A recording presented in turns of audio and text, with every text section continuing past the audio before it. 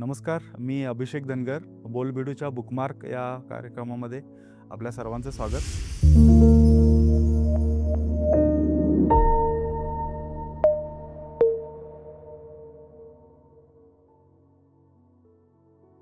मी आपल्यासोबत आज काही मला आवडलेल्या आणि महत्त्वाच्या वाटलेल्या मराठी इंग्रजी पुस्तकांविषयी बोलणार आहे. त्यातलं पहिलं पुस्तक आहे हे भालचंद्र नेमाडेंचं चांगदेव चतुष्टय. खरं तर हे एक पुस्तक नाही आहे, 4 पुस्तकांची मालिका आहे. बिडार, हूल, जरीला आणि झूल अशी एकामागोमाग एक आलेली ही 4 पुस्तकं आणि या 4ही पुस्तकांचा नायक एकच आहे, चांगदेव पाटील. म्हणून या पुस्तक मालिकेला चांगदेव चतुष्टय असंही म्हटलं जातं. कॉलेजवयीन जीवनात ही कादंबरी मी वाचली. चांगदेव पाटील या नायकाची 4 वर्षाची फरफट म्हणा किंवा भटकंती म्हणा किंवा करिअरसाठी झालेली ओढाताण म्हणा, या सगळ्याचं चित्रण या कादंबरीमध्ये येतं. आणि मी ज्या वयात ही कादंबरी वाचली, कॉलेजवयीन वयात, त्यामध्ये तो जो एक काळ असतो ज्याच्यामध्ये मानसिक शारीरिक ऊर्जा भरपूर असते आणि ती बाहेर निघण्यासाठी पण बाहेरचं वातावरण अगदी कॉलेजची 4 वर्ष अगदी संथ गतीनं चाललेले असतात.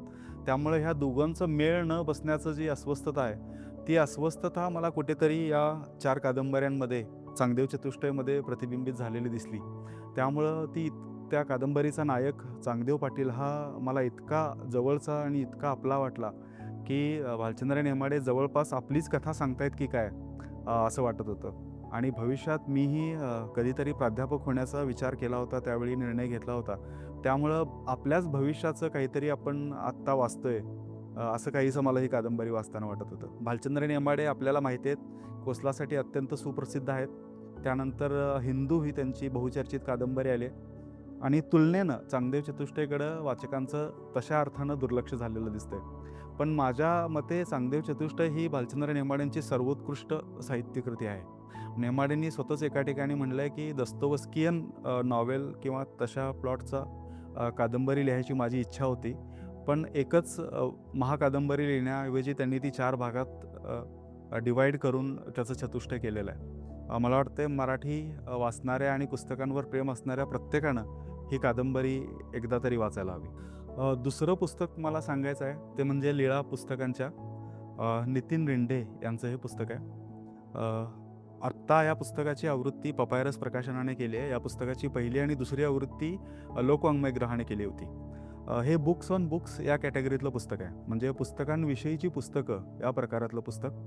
या पुस्तकांमध्ये जागतिक साहित्यातल्या अनेक पुस्तकांवरच्या पुस्तकांची ओळख करून देण्यात आलेली आहे आणि ती ओळख इतकी रोचक आणि इतकी रसमय आहे की त्यातल्या प्रत्येक लेखकाचं पुस्तक तुम्हाला नंतर शोधावंसं आणि वाचावंसं वाटतं. मला सांगताना अतिशय आनंद होतोय की ज्या पुस्तकांविषयी या पुस्तकात लिहिलेलं आहे त्यातली बरीचशी पुस्तकं आता मराठीत भाषांतर होऊनही येत आहेत.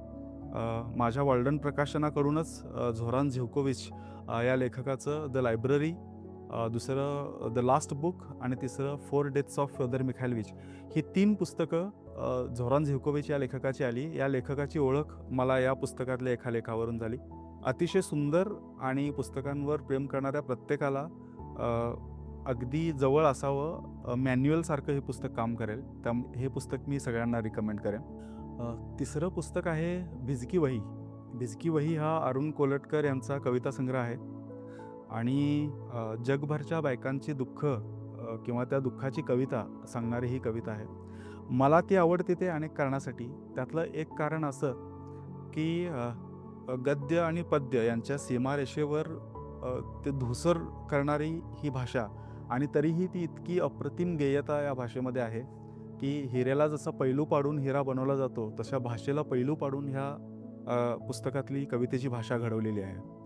दुसरं म्हणजे या सगळ्या कवितांमध्ये अरुण कोलटकरांची एक खास कोलटकरी भाषा आणि कोलटकरी दृष्टिकोन दिसतो. आणि तिसरं म्हणजे ज्या ज्या स्त्रियांविषयीच्या त्यांच्या दुःखांविषयीच्या या कविता आहेत त्या सगळ्या एकतर जागतिक साहित्यातल्या क्लासिक्समधून घेतलेल्या आहेत किंवा घटनांमधून घेतलेल्या आहेत, एपिक्समधून घेतलेल्या आहेत. मला आवडणाऱ्या यातल्या 2 दीर्घ कविता म्हणजे हेलनचे गुंतवळ आणि कसांड्रा.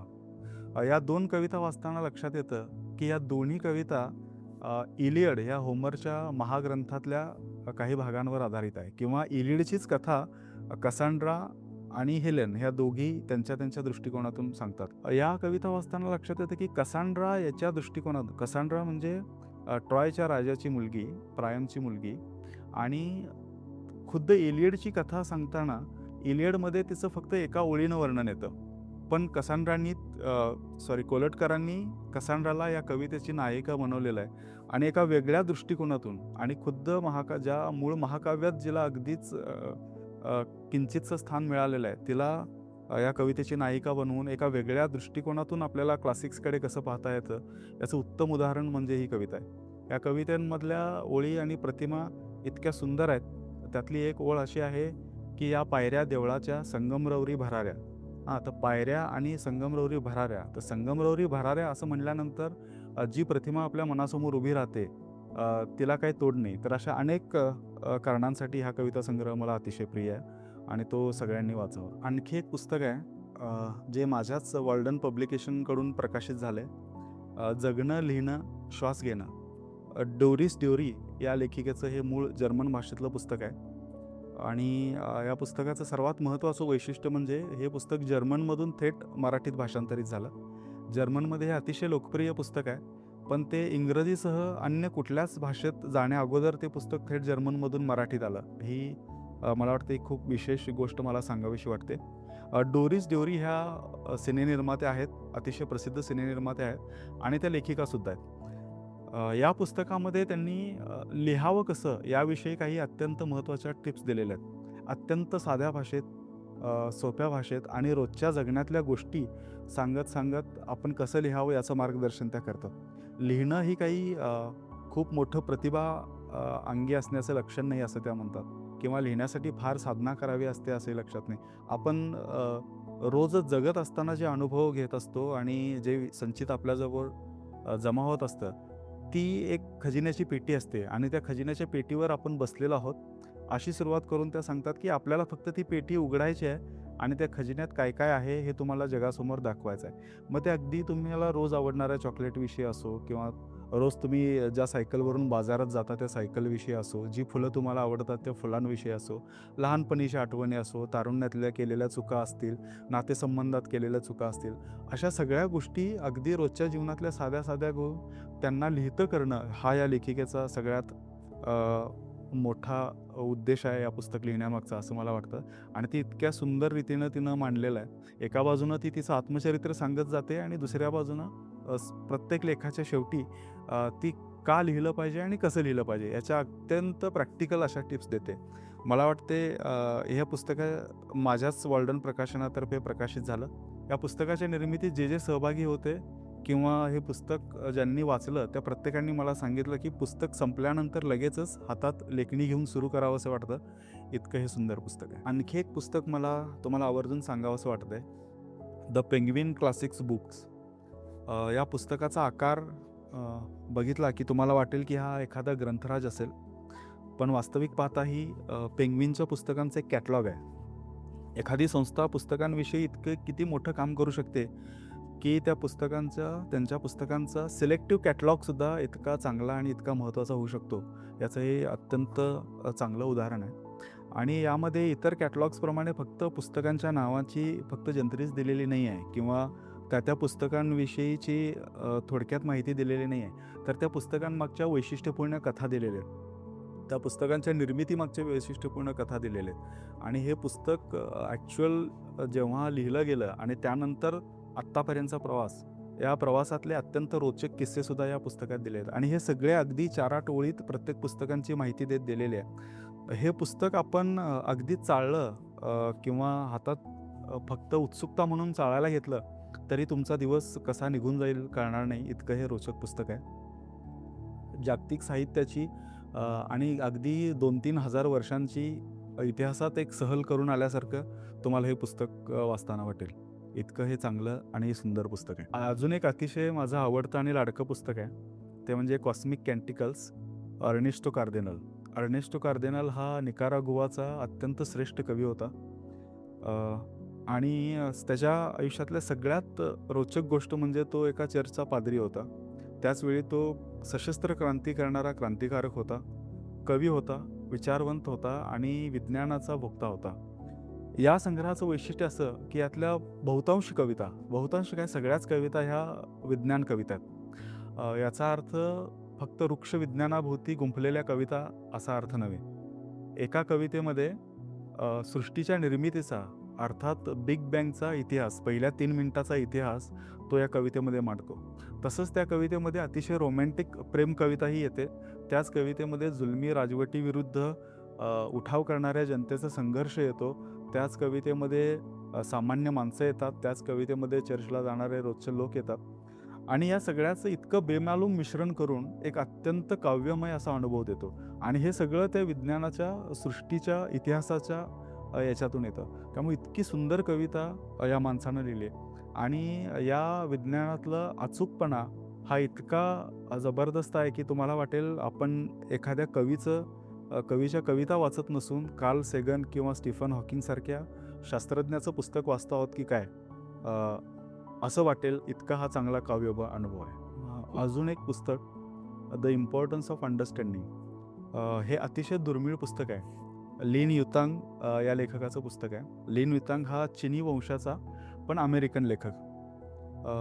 मूळ पुस्तक हे इंग्रजी भाषेतलंच आहे, पण त्याचं स्वरूप असं आहे की चिनी क्लासिक्समध्ये किंवा अभिजात चिनी साहित्यातल्या सगळ्यात महत्त्वाच्या किंवा लिन युतांगला महत्त्वाच्या वाटलेल्या वेचांचा, कथांचा, काही कवितांचा आणि काही भागांचा अनुवाद त्यांनी या पुस्तकात केला आहे.